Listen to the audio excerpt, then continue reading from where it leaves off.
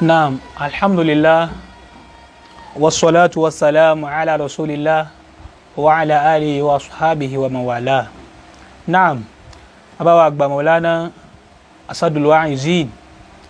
lérí ọ̀rọ̀ tí ń lọ ní gbogbo ayé lérí social media nísìn àárín nǹkan kan rán mọ́ ju mọ̀ọ́dún tí ẹgbẹ́ kalẹ̀ tí gbogbo ayé ń sọ̀rọ̀ lérí ẹ̀ lọ. Pàápàá jùlọ ní ìlú Ìlọrin tá a wà yìí, gbogbo every angle, kódà every junction, every àdúgbò kọ̀ọ̀kan mọ̀ọ́dún yìí náà ní kálukú ń sọ̀rọ̀ ní eré ẹ̀. But àwọn tí wọ́n jẹ́ olólùfẹ́ à ń rí ọ̀pọ̀lọpọ̀ ìpè, à ń rá wọn tí wọ́n ń pè wá, wọ́n mẹ́sẹ̀jì dáadáa. Kódà à ń rẹ́ lómi náà tóun náà ń rí wa tí wọ́n wá ń sọ fún wa wípé ẹ dákun lérí ọ̀rọ̀ tí ń ṣẹlẹ̀ yìí, ẹ já ṣe sùúrù lérí ọ̀rọ̀ yìí, ẹ bá wa bùn àlùfáà ní bàbá wa Atayeshe, ẹ bá wa bùn ń sùúrù lérí mọ̀ọ́dún tí ń lọ láyé yìí, ẹ já ṣe sùúrù torí kí àlàáfíà àti ìṣọ̀kan kó lè reign nínú Islam. So àwọn tí wọ́n jẹ́ olólùfẹ́ yìí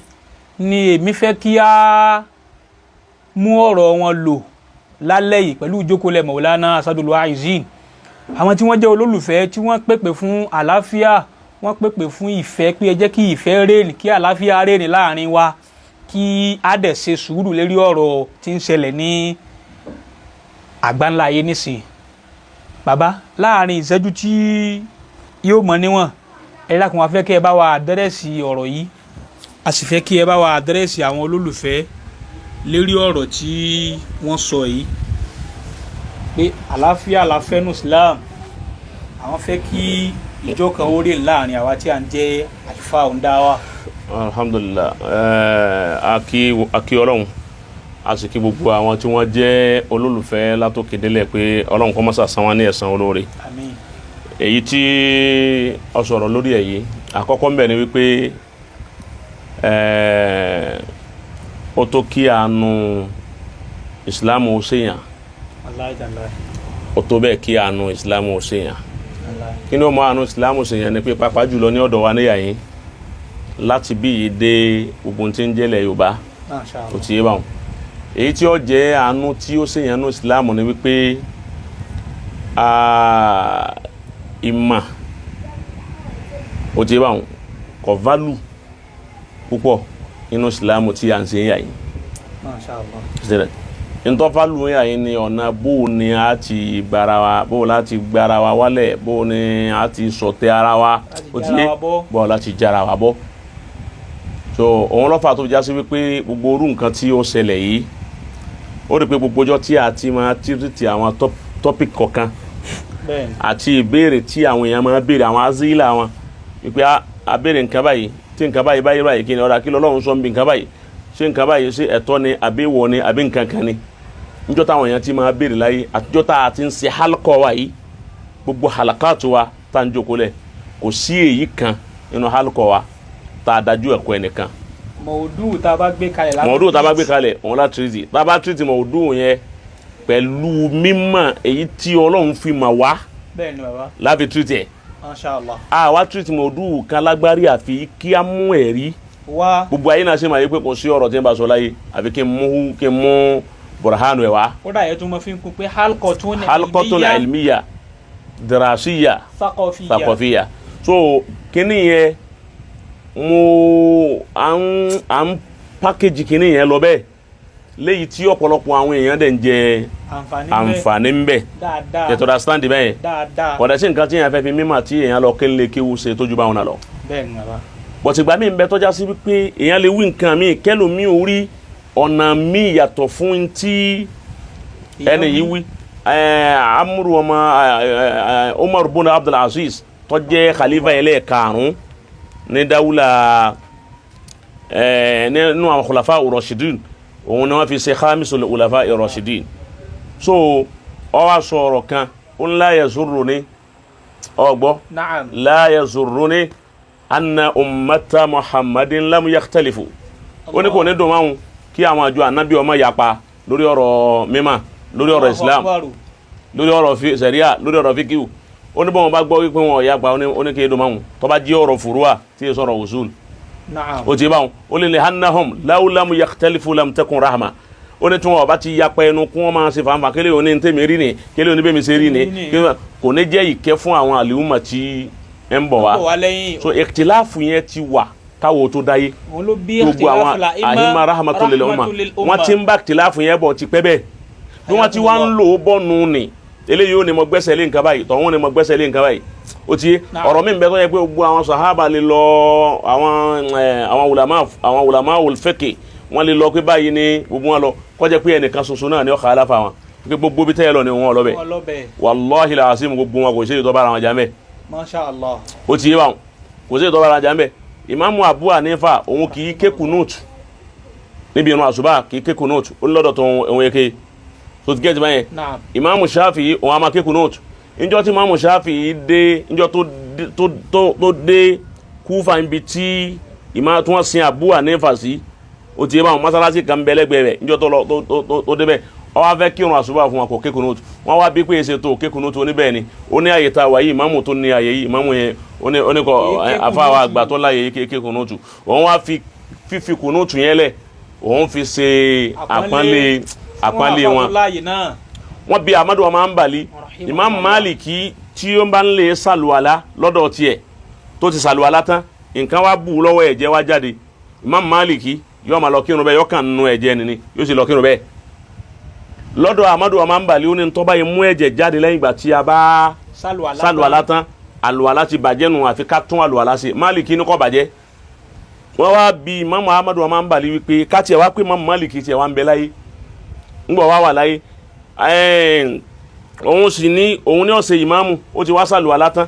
ẹ̀jẹ̀ wá jáde lọ́wọ́ rẹ̀ ó nù ẹ̀yin ò sì farama nínú mọ́sẹ̀ àbí nínú mímọ̀ tí nínú àgbọ̀yì tọ̀dọ̀ tí ẹ̀yin ò farama bẹ́ẹ̀ báwo lẹ́ wàá ṣe òun ní ó sì ṣe ìmáàmù fún yín ẹ̀jẹ̀ ẹ lè tò lẹ́yìn rẹ̀ kírun ó ti báwọn ó ní kí ló dé kayfa la uzalli khalfahu kí ló dé ní tò lẹ́yìn ẹ̀ kírun ńgbà tó já sí wípé tí òun gbẹ́sẹ̀ lẹ́nu ni ó ti báwọn èyí tẹ́mi gbẹ́sẹ̀ lẹ́nu Ahmadu ọmọ Hanbali lóhun ọba Maliki lọ mẹ́ẹ̀ wọ́n ya para wọn àmọ́ ní tòun ti bẹ́ẹ̀ òun ó kírun lẹ́yìn Maliki kò da irun rú fáwọn méjèèjì kò da irun rú fáwọn méjèèjì but lọ́dọ̀ tiwa níyà yẹn problem tá a ní ni wípé mọ́dà kọ́sìm àwọn èèyàn kì í jẹ́ pé mòdù tá a gbé kalẹ̀ nípa ọ̀rọ̀ ọ̀sájà yìí mòdù yẹn kọ́ ló dá wa lálẹ́ o mòdù kọ́ ló dá wa lálẹ́ wallahi làásìm nǹkan tí ò yí ọ̀pọ̀lọpọ̀ àwọn èèyàn tá a sì fẹ́ kí ọ̀pọ̀lọpọ̀ àwọn olólùfẹ́ wọ́n mọ̀ mòdù yẹn kọ́ dá wa lálẹ́ because mòdù yẹn àwọn tó jẹ́ onímọ̀ tí wọ́n fẹ́ dá sí wọn à lè dá sí mọ́. wọ́n padà dákẹ́. wọ́n kálukú padà dákẹ́ ni. torí wípé ọ̀pọ̀lọpọ̀ àwọn tí wọ́n jáde èmi gangan ni wọ́n wá àtàkì kì í ṣe mòdù mi náà àtàkì. ṣe to understand. àgbọ́yé bàbá. so èmi gangan náà àtàkì kọ́ dà ta ọ̀pọ̀lọpọ̀ àwọn tó jáde ńlẹ̀ yìí láwọn tí wọ́n sọ̀rọ̀ lórí ẹ̀. o ti bá wọn mòdù yẹn kọ́ ni wọ́n àtàkì àwọn tó tírìtì mòdù yẹn ń bẹ. lọ́tọ̀ ọgbọ́ àmọ́ ọ̀pọ̀lọpọ̀ ọmọ ọdún yẹn kọ́ ni wọ́n tírìtì àtàtì bàbá Sheikh Ahmad kílà ń pè Adam Yahya Al-Fulani títí tí wọ́n fi dé àti alfa wa àgbà Imam Redo Kwara bàbá Ọláyíwọlá tí wọ́n fi dé tí àwọn fi tírìtì mọ̀ ọdún yẹn. gangan. so to understand. kẹ́ sàlàyé rẹ̀ tó kílíà. ó kílíà so n ta ń pè ní ikhtilafu nìyẹn o ti yẹ ikhtilafu ni wípé èmi ibi tí lágbájá lọ ni èyàn bá dúró mbẹ èmi dúró sí àyè ẹ̀rí mi sì ní. àmìyàn ẹ̀rí tèmi ni àmìyàn ò ní pé ẹni tí ó sọ̀rọ̀ àkọ́kọ́ ni káwa ni ló sì ní báyìí ni ó gbá owó ni kábẹ̀rẹ̀ sí àtàkì rẹ̀ so kìíní yẹn ni pírọ́blẹ̀mù tí a ní lọ́dọ̀ tiwa ní àyè so nǹkan tí wọ́n ń ṣẹlẹ̀ ń bẹ̀ ni wípé eléyìí fi ọ̀pọ̀lọpọ̀ nǹkan hàn wá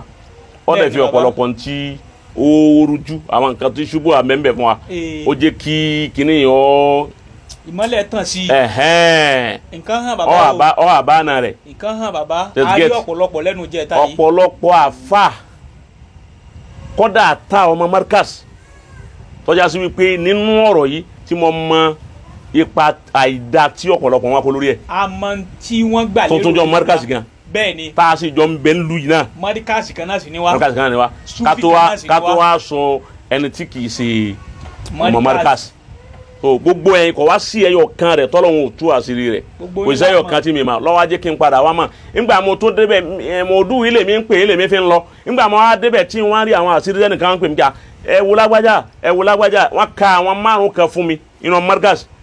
bẹ́ẹ̀ ni bàbá pẹ̀lú àìdá àti tí ọ̀dà tó ń kálukú wọn ṣe lérí ọ̀rọ̀ yìí tí mo fi ó kọ wọn mo yá fi ó kọ wọn fọlọ́hún. ẹ fi ṣe sàrà. o ti yé báwọn èmi yìí ti fi ilẹ̀ wípé Mọ̀lánà Sheikh Adamu lọ́jọ́ kọ́ wa o ti yé báwọn àdàbí tí wọ́n fi kọ́ wa wọ́n mọ̀ dáa fún kálukú. wàláì tàláì. so to understand mo wá rí i pé mòdù tá n tírìtì kọ́ mọ́ àwọn nǹkan ti pọ̀ nínú ẹ̀ tọ́pọ̀ léríṣiríṣi